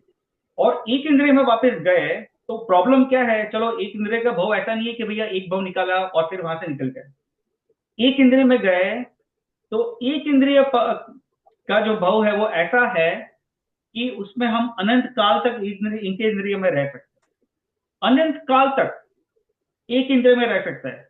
तो उसके बाद पता नहीं है कि एक इंद्रिय से बाहर वापस कब निकलेंगे, उसकी कोई गारंटी नहीं। अगर सातवीं नरक में गए तो उसका उत्कृष्ट काल, उसका जो आयुष्य है वो है 33 सागर का है, सातवीं नरक का। तो वहां पे 33 सागर भी बहुत लंबा काल है, लेकिन वहां तो ये गारंटी तो है कि चलो 33 सागर के बाद तो मैं बाहर निकलूंगा सातवीं नरक से। लेकिन अगर एक इंद्रिय में गए तो कोई गारंटी नहीं है कि कब निकलेंगे, क्योंकि वहां का जो काल है, एक इंद्रिय का काल जो है वो अनंत काल तक रह सकता है, उसको वहां पे 33 सागर या ऐसी कोई लिमिट नहीं है। तो that is the problem in going to एक इंद्रिय। तो कहने का पॉइंट ये है कि हमारा ये टॉपिक ये चल रहा है कि हम जैन धर्म को फॉलो क्यों करें। तो अगर अगर यहाँ पे अब ठीक है, तो हमने इतने पॉइंट तो समझ लिए। अभी और एक पॉइंट यहाँ पे ये बोलना चाहता हूँ कि हमको मनुष्य का भाव मिला है और जैन धर्म मिला है इस भाव में, राइट। और इतनी आप लोग यहाँ पे जिसने ज्वाइन किया है ये स्वाध्याय में, तो इतना तो मैं समझ सकता हूँ कि आपको जैन धर्म में कहीं ना कहीं कुछ रुचि है, ठीक है। अब आपको जैन धर्म मिला है, मनुष्य का भाव मिला है, आपकी इंद्रिया चल रही है, जैन धर्म में कुछ अंश की तो रुचि है, ठीक है। और अगर इस अपॉर्चुनिटी को, इस तक को हमने इस्तेमाल नहीं किया तो ये भाव तो निकल जाएगा। लेकिन उसके बाद कब मनुष्य का भाव मिलेगा, और वो कब मनुष्य का भाव में भी वापस कब जैनिज्म मिलेगा, और जब जैनिज्म मिलेगा और काफी कब ये इतनी अनुकूल परिस्थितियां मिलेगी जहां पे हमको टाइम मिले जैनिज्म फॉलो करने का, ऐसा कब अवसर मिलेगा। तो भैया ज्ञानी लोग बोलते हैं कि भैया मनुष्य का भाव अत्यंत अत्यंत अत्यंत दुर्लभ है। मनुष्य जो है ना 4 गति के जीव है, उसमें तिर्यंश है वो अनंत अनंत है। फिर तिर्यंश के बाद आता है नंबर देवों का, नारकी से ज्यादा देव है, आई थिंक जहां तक मुझे ख्याल है असंख्य देव है, फिर असंख्य नारकी है। लेकिन मनुष्य जो है वो संख्यात है। There is a fixed number of human beings that exist in this universe, fixed number. तो मनुष्य के जो, और ये संख्यात ही रहता है, ऐसा नहीं कि अभी संख्यात है बाद में बढ़ जाएंगे, ऐसा नहीं है। इट्स अ रूल कि जो मनुष्य की जो पॉपुलेशन है वो फिक्स रहती है in the terms of the number. अभी मैं ये विषय पे नहीं जा रहा हूँ ज्यादा, क्योंकि ये फिर इसमें आपको क्वेश्चन आएंगे और वो क्वेश्चन आंसर देने का फिलहाल अपने पास टाइम नहीं है, इसलिए। But basically the number of human beings in this universe is fixed, and that is always a fix number, and it's always the fix number, like हमेशा ऐसा ही इतना ही नंबर रहता है। आप बोलो कि भैया मनुष्य की पॉपुलेशन तो बढ़ गई है अर्थ में, तो उसका एक्सप्लेनेशन है जैन शास्त्र में, लेकिन अभी हम उस पर नहीं जा रहा हूँ। तो कहने का पॉइंट ये है कि मनुष्य का भाव जो है बहुत बहुत बहुत दुर्लभ है, ठीक है। और अभी मनुष्य का भाव ही अगर इतना दुर्लभ है तो उसमें जैनिज्म पाना वापस कितना दुर्लभ है। तो अगर हमने इस भाव को हमने अगर उसका इस्तेमाल नहीं किया, इस भाव का हमने सदुपयोग नहीं किया, और हमने इस भाव में जब हमको जैन धर्म मिल गया है और फिर भी हमने जैनिज्म और इसका जैन शास्त्र का अगर हमने अध्ययन करने का अपॉर्चुनिटी नहीं दी, तो भैया कब मिलेगी वापस, कब मिलेगी। कई लोग बोलते हैं, अभी जस्ट एग्जाम्पल के लिए बोल रहा हूँ, कि कई लोग बोलते हैं कि यहाँ पे तो अभी पंचम काल चल रहा है, इसमें तो मोक्ष होता नहीं है, तो भैया यहाँ पे अब धर्म करके क्या करेंगे? जब पंचम ऐसा कोई कीर्तन करके समोसरा में जाएंगे तब हम ये धर्म को मानेंगे, या तो चौथे काल में जाएंगे तभी पूरा पुरुषार्थ करेंगे। तो भैया जब यहाँ पे पुरुषार्थ करेंगे हम, जब हमको जैन धर्म में रुचि आएगी, जब सर्वज्ञ की वाणी जो हमको मिली है, जिन वाणी जो मिली है, उसमें अभी अभी हमारे कोई श्रद्धा नहीं बैठती है, जब अभी उसको फॉलो नहीं करेंगे, तो चौथे काल में जाने के बाद भी क्या गारंटी कि वहां पे जैनिज्म हमको मिलेगा, और क्या गारंटी है कि वहां पे हमको जैनिज्म में रुचि आएगी? चौथे काल से आदमी जो मनुष्य है वो सातवीं नरक तक भी जा सकता है, ऐसा नहीं कि चौथे काल से सिर्फ मोक्ष ही जा सकता है। यहाँ तक हम सातवीं नरक में नहीं जा सकते फिलहाल, क्योंकि हमारा पंचम काल चल रहा है। तो हम इतना जो आई थिंक दूसरी या तीसरी नरक तक ही जा सकते हैं, जहां तक मुझे ख्याल है तीसरी नरक तक जा सकते हैं मैक्सिमम अभी के काल में, क्योंकि हम इतना अभी I think will not go to that topic, but anyway, तो कहने का पॉइंट ये है कि जैनिज्म अगर हम अभी नहीं फॉलो करेंगे तो भैया कब करोगे? कब करोगे? मनुष्य भाव भी मिल गया है, जैनिज्म भी मिल गया है, ये इतनी अनुकूल परिस्थितियां मिल गई है, तो हमारी इंद्रिया भी चल रही है, तो अभी अगर नहीं करेंगे तो कब करेंगे? बोल। Alicia, I think, do you want to say something? No, sorry. I'll No just come back later. Sorry. No problem. Okay, ठीक है। तो अभी जैसे हमारा ये पॉइंट चल रहा है कि हमको जैन रिलीजन फॉलो क्यों करना चाहिए, तो मैंने जस्ट ये सब पॉइंट्स बता रहा था, तो I am just trying to summarize these points. पहले तो हमने बात की कि हमको सुख की प्राप्ति करनी है, राइट, और जैनिज्म जो है वो सुख को कैसे प्राप्त करना है उसको समझाता है। दूसरी बात ये बताई कि त्रस्त पर्याय का भी जो उत्कृष्ट काल है उस पर भी एक लिमिट होती है, राइट। तो अगर हम ये त्रस्त पर्याय जो है 2000 सागर का जो काल है, उसमें हम अगर अपना कल्याण नहीं करेंगे तो वापस एक इंद्रिय में जाएंगे, और फिर वापस इतने अनंत भाव निकालने पड़ेंगे शायद, उसके बाद वापस हमको ये अपॉर्चुनिटी मिलेगी जहाँ पे हम लोग को वापस अपने आत्मा का कल्याण करने का कुछ समझ में आएगा। और चौथा ये भी बताया कि हाँ, चौथा ये भी बताया, हमने पहले भी बात कर ली थी कि चारों गतियों में सुख नहीं है, ये भी हमको जैनिज्म ही समझाता है, राइट। चारों गतियों में कुछ ना कुछ दुख है, और परमानेंट जो सुख चाहिए, और कुछ गति में चलो हमको लग भी रहा है कि चलो मैं तो आज सुखी हूँ, मेरे पास ये सब कुछ है, तो वो भी कब तक रहेगा? थोड़े टाइम तक रहेगा, फिर हमारी उम्र बढ़ जाएगी या आयुष्य पूरा हो जाएगा, दूसरी गति में जाएंगे, दूसरी गति में क्या मिलेगा? पूरा हमारा पुण्य जो है वो क्षीण हो जाएगा, तो पुण्य नहीं रहेगा, तो फिर वो सुख भी जो अभी पुण्य के उदय से मिल रहा है वो तब नहीं मिलेगा। तो ये सब जो समझेंगे तो हमको समझ में आएगा कि चलो ठीक है, कुछ तो हम लोग maybe there is something, यहाँ पे कुछ तो है जो हमको करना चाहिए, हमको जैनिज्म में थोड़ा आगे बढ़ना चाहिए। Let us try to move forward, let us try to understand Jainism में क्या कहा है, जो ज्ञानी जो है उन्होंने क्या कहा है, और फिर उससे हम अपने आत्मा का कल्याण करने का प्रयत्न करें, right. So basically, these are some of the very basic reasons why we would want to follow Jainism. Why we would want to get deep into Jainism. ठीक है? भैया, एक लास्ट पॉइंट मैं ऐड करना चाहती हूँ। ये मैंने शांति पथ प्रदर्शक में जिनेंद्र वर्णी जी का पढ़ा था, तो उसमें उन्होंने जैसे शांति और सुख की 4 कैटेगरीज बताई थी, व्हाट इज टेम्परेरी सुख एंड व्हाट इज परमानेंट सुख, इसको वो कैटेगराइज कर रहे थे, और विद सम एग्जांपल्स। तो जैसे फर्स्ट टाइप ऑफ कैटेगरी उन्होंने जैसे बताया, जैसे जो अपने को ये वाला सुख मिलता है, जैसे हमने खाना खाया, लाइक मेरे को खाना, ये डोसा बहुत पसंद है, मैंने वो खाया तो मुझे बहुत बहुत टेस्टी लगा, एंड आई फेल्ट दैट सुख की, wow it was amazing today. So this is like क्षणिक, अभी आया, आधे घंटे मुझे फील हुआ एंड आई फॉरगॉट दैट कि ओके मैंने खाना खाया था। फिर दूसरे टाइप का सुख उन्होंने बताया कि जैसे रोड पे चल रहे हैं, किसी स्ट्रेंजर को जरूरत थी, मैंने उसकी हेल्प कर दी, तो मुझे बहुत देर तक अच्छा लगा कि वाओ आज तो मैंने किसी की हेल्प कर दी, I felt very good about it. So that is another second type of सुख, बट देन वो भी 1-2 दिन बाद अपन भूल जाते हैं कि हाँ ये हुआ था। फिर थर्ड टाइप का सुख बताया था कि जैसे कोई पिता है, उसको अपनी बेटी की शादी करनी है, it's a big project, like वो वेट करता है कि ये हो जाए अच्छे से, या जैसे मुझे डॉक्टर बनना है, मैंने इतनी पढ़ाई करी, मैंने इतनी मेहनत करी 10-12 साल, लाइक ऐसे करके मैंने एक अचीवमेंट करी, तो वो आप करते हो, या घर खरीदना है, आप जिंदगी भर मेहनत करते हो, तो एक बहुत टाइम तक आप करते हो कोशिश के लिए और वो आपको मिल जाता है, देन यू फील कि वाओ चलो कुछ अचीव किया, बट वो भी एक टाइम के बाद में वो खत्म हो जाता है वो सुख, क्योंकि वो हम नॉर्मल हो जाते हैं कि अच्छा ये हो गया। Then there is a like last category of सुख which is like a permanent, इसके बाद आपको ये फील हुए कि कुछ और चाहिए ही नहीं। तो that is the fourth category of सुख, एंड जो जो अपने सिद्ध भगवान जो अनंत भगवान जो वो अनुभव करते हैं वो वाला सुख, वो वाली शांति। तो वो वाली शांति को हम एक्चुअली जो डिस्क्राइब किया अपने general, that is the word which is called the permanent सुख, और उसकी तरफ बात कर रहे हैं हम। और बाकी से जो सारी बाकी 3 कैटेगरीज हैं वो होगा, बट देन वो फिर खत्म हो जाएगा, then something else will come up. तो it is our choice, we have to think कि हम क्या हो रहा है चारों तरफ, और हमें कहाँ पर दिख रहा है कि okay where we are feeling कि ओके हमें परमानेंटली खुशी मिलने वाली है, या फिर जहाँ पे हमें टेम्परेरी खुशी मिलने वाली कि चलो अब ये हो गया, उसके बाद हम भूल जाते हैं, उसके बाद कुछ और आ जाता है, उसके बाद कुछ और आ जाता है। सो इस तरह से उन्हें कैटेगराइज किया, मुझे बहुत सुंदर लगा था कि हाँ this is something which I could relate, because life में यही हो रहा है कि हम अलग अलग अलग टाइप की चीजें अनुभव करते हैं, देन वी फील कि वाओ समथिंग अच्छा हुआ या बुरा हुआ एंड वट एवर, बट वो टेम्परेरी होता है। एंड बात यहाँ पर कवर करने की कोशिश कर रहे हैं शायद परमानेंट की, कि परमानेंटली कहाँ पर है। तो राइट। मैं बस ये ऐड करना चाहती थी। हाँ, नहीं, बहुत बहुत अच्छा आपने ऐड किया। तो basically I I really like this.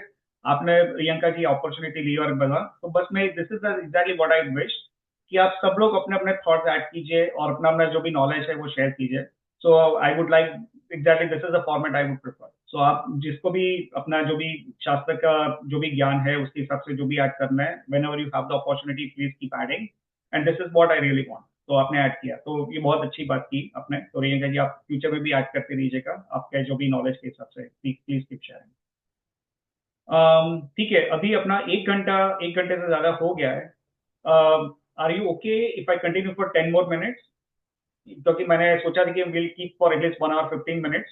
तो if you guys are okay I will continue for 10 minutes, and फिर 10 मिनट के बाद हम आज समाप्त कर देंगे। किसी को कोई आपत्ति तो नहीं है ना? No, I'm good. Okay.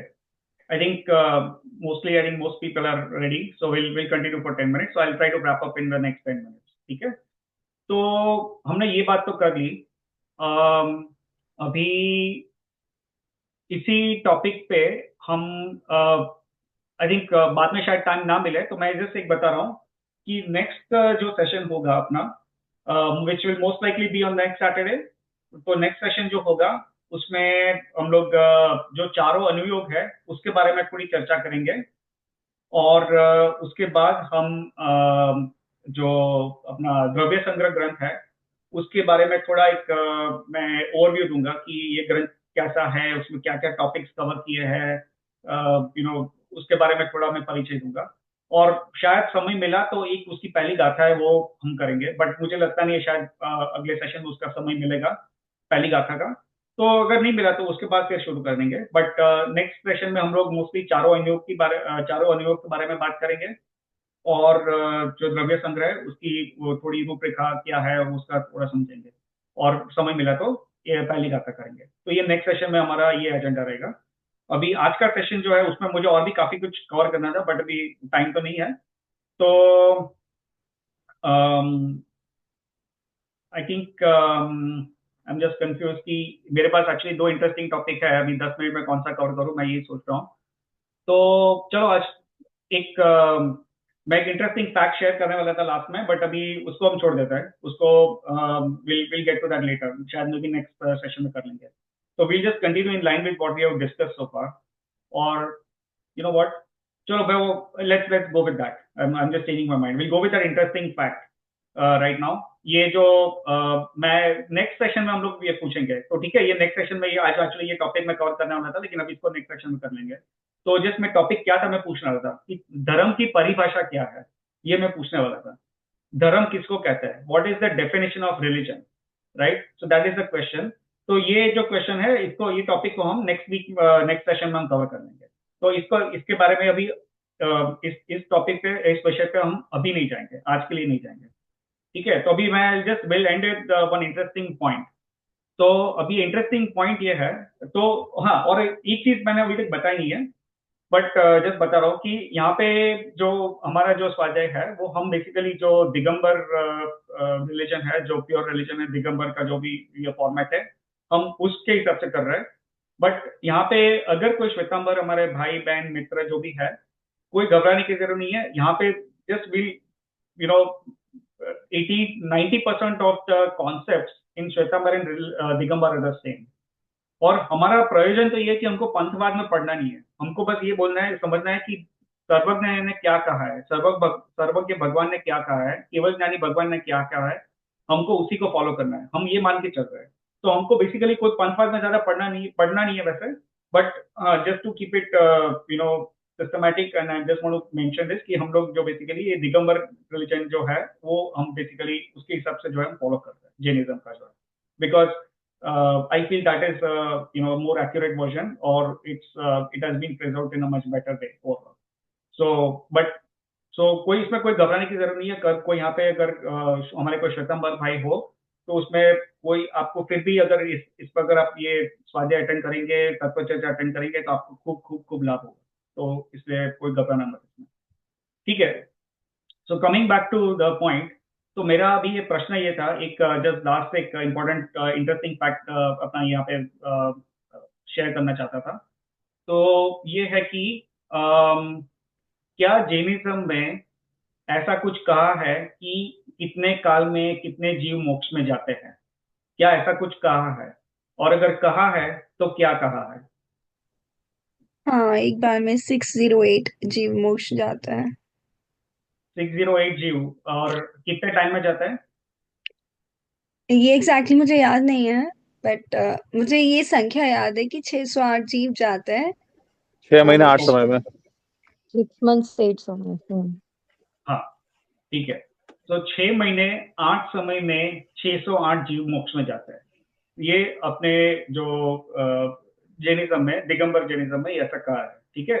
6 महीने 8 समय, 6 months and 8 समय में 608 जीव मोक्ष जाते हैं।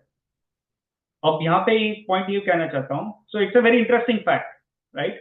तो यहाँ पे एक पॉइंट ये कहना चाहता हूँ कि 6 महीने और 8 समय में 608 जीव ही मोक्ष जाते हैं, उससे ज्यादा भी नहीं जाते हैं, उससे कम भी नहीं जाते हैं। और ये नियम है, दिस इज अ रूल, ये नियम है कि 6 महीने और 8 समय में 608 जीव ही मोक्ष जाते हैं, उससे ज्यादा भी नहीं जाते हैं और कम भी नहीं जाते हैं, ठीक है।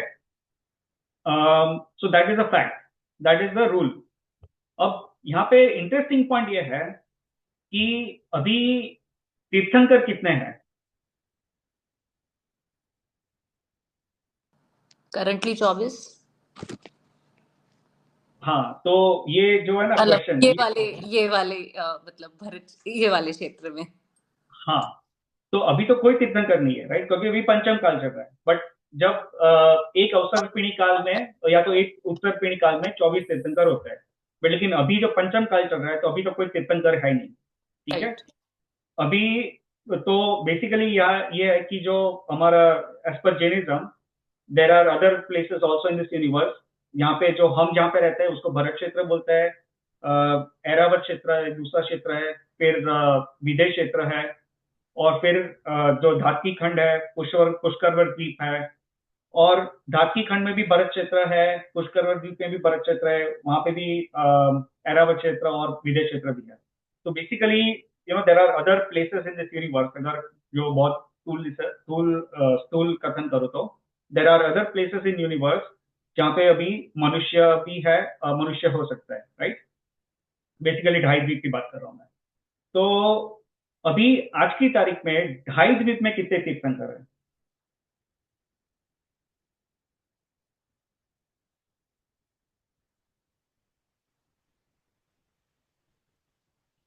बहुत इजी क्वेश्चन है, सबको पता होगा। आज की तारीख में ढाई द्वीप में कितने तीर्थंकर हैं?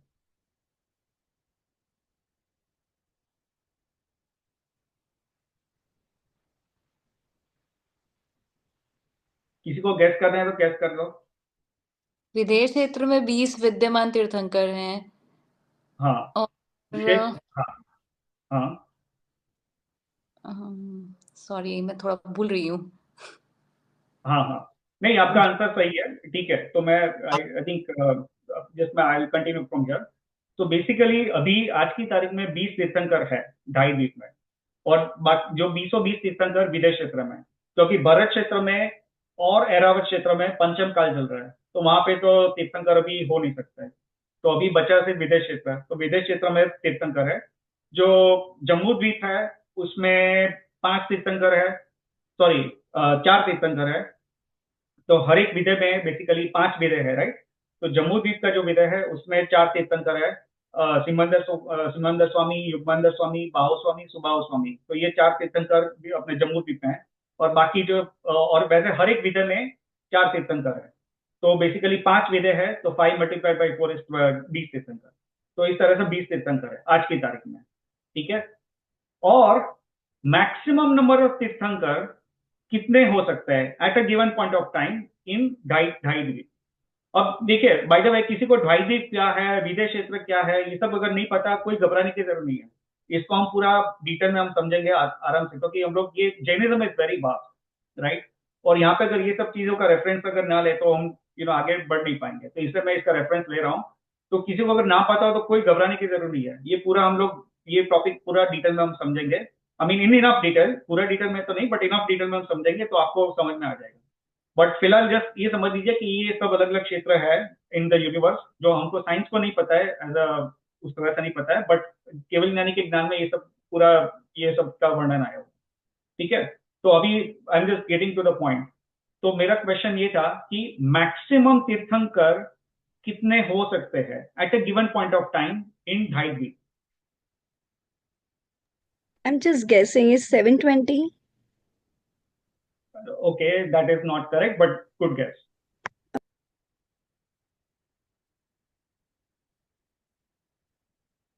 Anyone?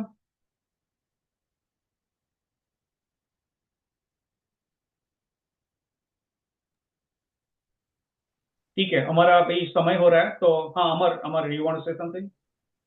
No, I was going to ask you, आप भी बता दीजिए, क्योंकि I don't हाँ think this is way beyond our understanding right now. या नो प्रॉब्लम। तो बेसिकली जो मैक्सिमम नंबर ऑफ तीर्थंकर at a given point of time is 170 at a given point of time. So maximum तीर्थंकर 170 हो सकता है ढाई द्वीप में at a given point of time. लेकिन अभी का जो काल ऐसा है कि जहां पे अभी सिर्फ 20 तीर्थंकर है ढाई द्वीप में, ठीक है। और किसी को पता है कि 170 तीर्थंकर कब थे लास्ट? या तो let me ask the question the other way. Bharat क्षेत्र में भरत क्षेत्र में शांतिनाथ भगवान के टाइम पे तो शायद नहीं। So the answer is Ajitnath भगवान।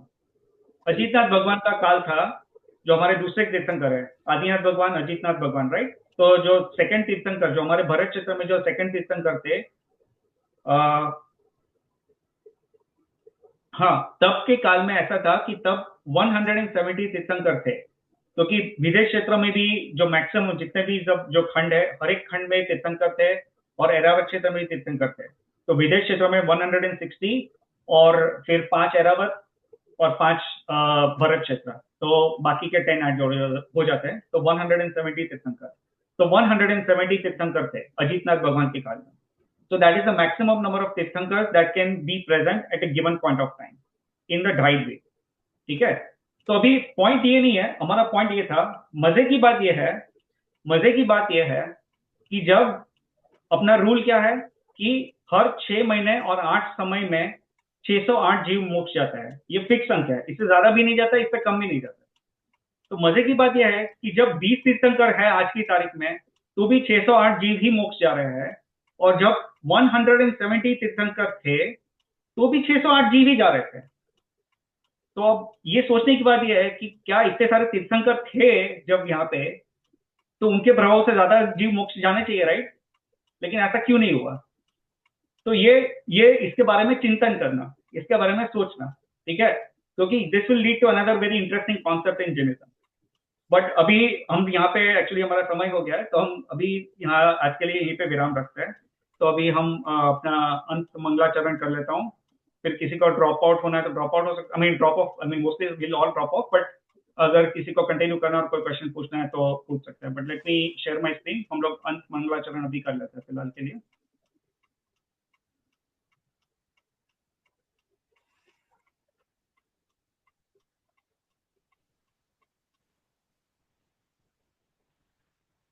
सर्वमंगल्य मांगल्यम सर्वकल्याणकारकम प्रधानं सर्वधर्माणां जैनं जयतु शासनम, जैनं जयतु शासनम। ठीक है, तो अभी हमारा आज का सेशन हम लोग यहाँ पे पूर्ण करते हैं, लेकिन किसी को अगर कोई प्रश्न है तो पूछ सकते हैं, otherwise will and our session right now, क्योंकि हमारा समय हो गया है और फिर हम नेक्स्ट सेशन में कंटिन्यू करेंगे।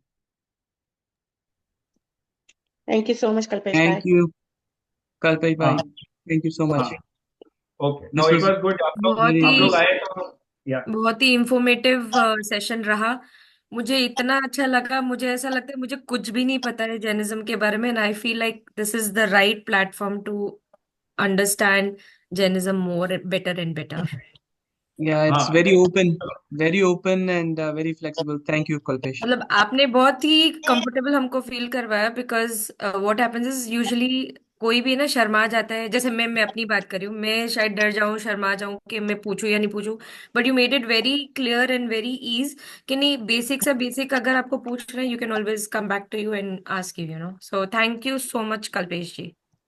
हाँ हाँ ठीक है। आप लोग जब ज्वाइन किए और उससे बस बस यही है बेसिकली, आप लोग जब ज्वाइन करते हो तो मेरा भी स्वाध्याय हो जाता है और इससे मुझे भी प्रोत्साहन मिलता है। तो आप बस ये है कि ज्वाइन करते रहो, और आपके कोई फ्रेंड और फैमिली में अगर आपको लगे किसी को इंटरेस्ट हो तो आप उनको भी ज्वाइन करवाइए। हम लोग अभी तो ये शुरुआत कर रहे हैं, आगे जाके बहुत ही इंटरेस्टिंग टॉपिक्स आएंगे तो बहुत मजा आएगा सबको। Kalpesh bhai, thank you so much. Vanna here. हाँ ओके वंदना, यार okay, I thank was you. here all the time on my phone. मैं phone पे सुन रही थी, and honestly 50% questions मुझे question भी नहीं पता थे. So I really want to be connected to actually learn. Answers तो क्या थे, हमें questions ही नहीं समझ रहे थे. हाँ So हाँ that's how basic का भी basic beginner का भी पता नहीं कौन सा, बिल्कुल literally like I'm in preschool of Jainism, I should say. But yeah, thank you so much for enlightening. Yeah, looking forward to more sessions. Yeah, sure. Yeah, we all start at this level. So I was exactly at the same level. Don't worry. यहाँ पे कोई पैदा होने से कोई expert नहीं बन होता है. सब लोग यहीं से start करते हैं, and then we keep gaining knowledge over the period of time. So we were all in the same boat. So don't worry about that. But yeah, I think just be fluent. I mean, sorry, be frank about it. आपको जो भी पूछना है पूछिए, जो भी कहना है कीजिए। ये this is all for this is like ऐसा नहीं है कि यहाँ पे बस एक स्वाध्याय कर रहे हैं, मैं बोलता रहूंगा और आप सुनते रहोगे और सो जाओगे, ऐसा नहीं है। ये सबके लिए इंटरैक्टिव है। We just want to have interaction and ask questions and share the knowledge basically. Okay. जय जिनेंद्र everyone. ओके, जय जिनेंद्र। ठीक है, चलिए समाप्त करते हैं हम लोग। जय जिनेंद्र सबको। Jai Jinendra. जय जिनेंद्र। जय जिनेंद्र।